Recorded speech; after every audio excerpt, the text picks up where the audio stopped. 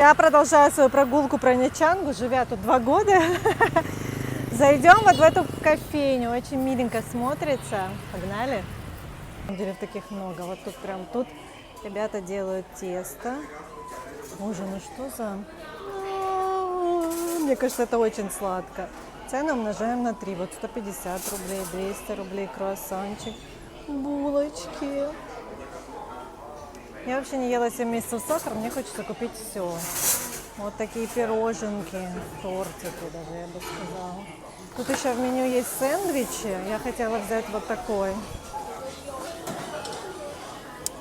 Но мне не очень нравится, что здесь достаточно шумно.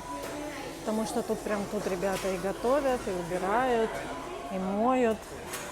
Но для тех, для кого это не так принципиально, я рекомендую, потому что это просто рай. Рай. Ладно.